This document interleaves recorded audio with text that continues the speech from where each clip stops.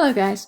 For this portion of this week's lecture, we are going to be focusing on the evidences of evolution, and there are 6 that we're going to be covering. So let's go through these and learn a bit about them as we go. So there's biogeography, fossil records, comparative anatomy, comparative physiology, comparative embryology, and, you guessed it, comparative biochemistry. So let's look at these one by one. The first one is biogeography. This is the study of how things are spread out throughout the earth, or how they're distributed. When we look at species, we have found that the closer they are in terms of location or continental lines, the more related they are. For example, Darwin's finches. Darwin found that a bunch of finches on different Galapagos Islands looked very similar except for certain key features which allowed them to survive well. Well, we have since taken those finches and tested their DNA and found that they were actually more closely related than any other finches on any other continent. We do the same with other animals. You will find similar animals close to each other. Even in the lines of Pangaea and the continental separation, you can find fossils on the border of South America and Africa, where the two continents fit together, that are the same species right along that line. So things that are more related tend to be clustered more closely together. Fossil record also helps hand in hand with biogeography, as I was stating a moment ago. This is also looking at the similar bone structures of different organisms. The more similar the bone structure, the more closely related. You can really see this in vertebrates, especially. If you look at the picture below, there's a picture of a man's arm, a cow's leg, a horse's leg, a whale's fin, and a bird's arm. They have the exact same bone structure and setup, just different lengths, different numbers, and a different purpose. But the setup is the same. You have your humerus, your ulna, your femur, your carpals, your metacarpals, and your phalanges, which are all that extension of that arm. The same pieces, but used in a different way. But why do they have all those pieces? Why does a bird's wing and a whale's fin have finger bones?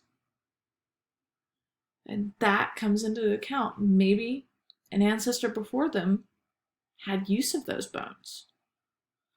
Maybe they're related to those who do use their finger bones. The next one is comparative anatomy. This is looking at the overall body structure. This is looking at things like fossils and vertebrate limbs, things that aren't alike, and things that are no longer needed, which I've actually just briefly mentioned in the fossil record. So we're going to go through these types of structures. We have homologous structures, analogous structures, and vestigial structures. Homologous structures, as with your root words, homo meaning same, means they're the same parts in similar ancestors and species. So they have the same pieces, just like I was talking before in the fossil record with the arms and the whale fins and the bat or bird wings and any other vertebrate limbs.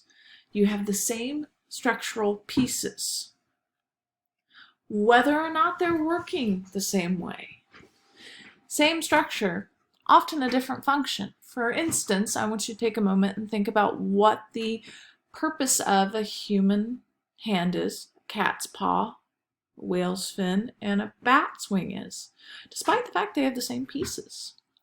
So I always remember it as same structure, different function. This is a good sign that organisms are more closely related. So that is homologous. Analogous is the opposite. Ana means not, without, or different in this case. So different parts. But the key here is they may have the same job despite being different internally. So these are structures that have evolved in similar environments, but that doesn't mean they are actually that closely related. When you look at the details or the nitty-gritty, they're not really that closely related. They just on the outside look similar. And that's something to take into account when you compare species. Examples of this are like the one below. A shark and a dolphin have very streamlined features that are similar to each other. Similar body shape, fins, swimming motions, but internally, if you look inside the parts, they are very different. Dolphins will have the type of bones set structure for a vertebrate where it will have a humerus, the ulna radius, the carpals, the metacarpals, and the phalanges, whereas a shark is cartilage. There's no bone. You can also compare other things that live in similar environments. Think of a bat wing and a butterfly wing. They have the same job. Just like the shark and dolphin, the fins are used for swimming. The butterfly and the bat wing are for flight, but if you look internally at those wings, they are very different pieces and structures. So that those support that even though you can have things in the same environment, they don't always have to be related to each other. In fact, if you look internally, you will find, even if they have the same job, they're not always that closely related.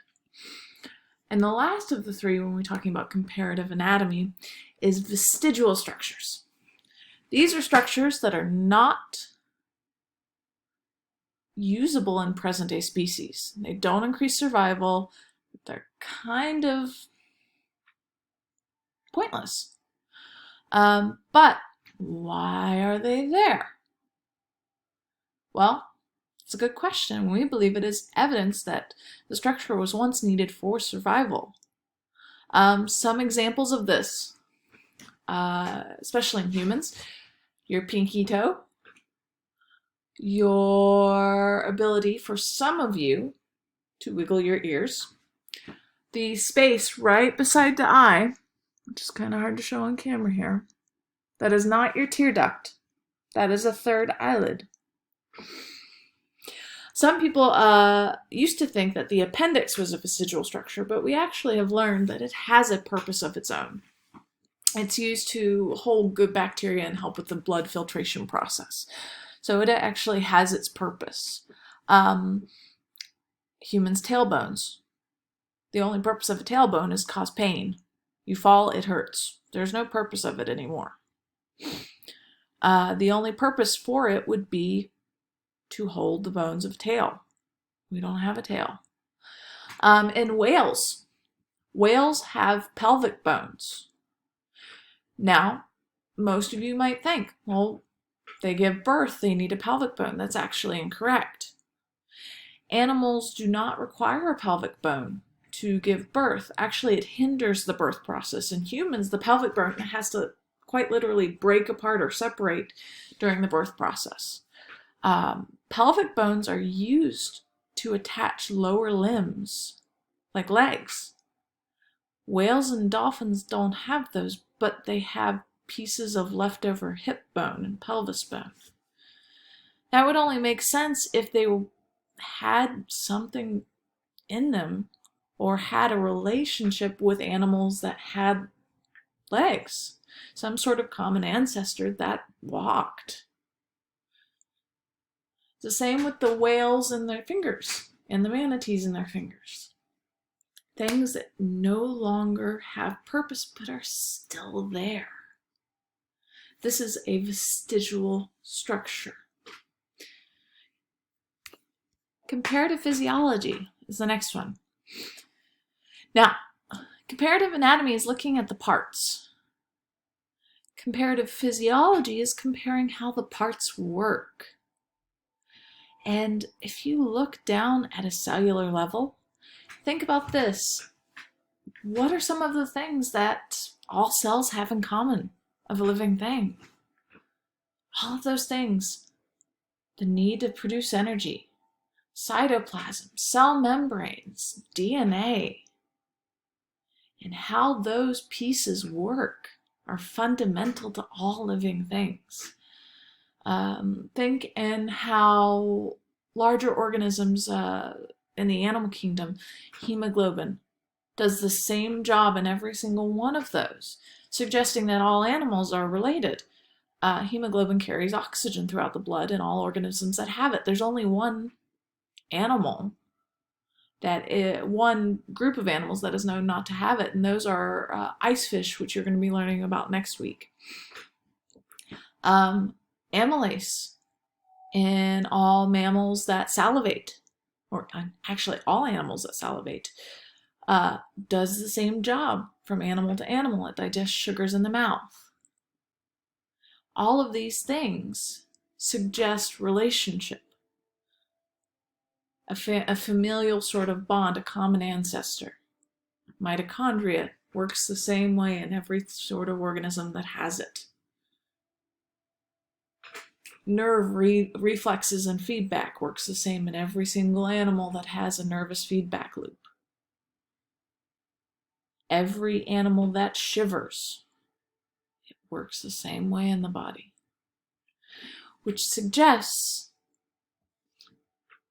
relations in terms of having a distinctive connected family tree.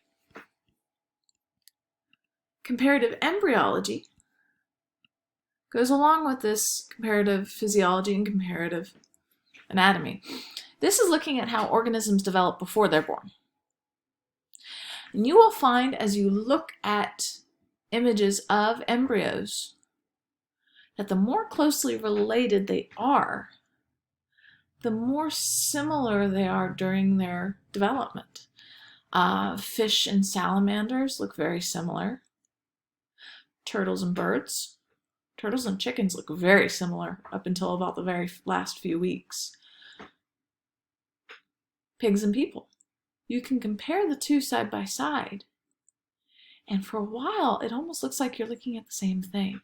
Even in the picture I have here, the very early stages of development for all of these animals look strikingly similar, which suggests a commonality, common link between all animals. A fish, a chicken, and a human are very different, but when you look at their starting points, it's very striking. So the more similar or closely related you are to something, the more similarly the process of development is going to be. And last but not least, definitely, and the one that we've learned the most about in the past 30 years or so, is comparative biochemistry. And this is the big one. Really kind of the linchpin to the whole thing. And this is looking at the chemical nature of life. DNA.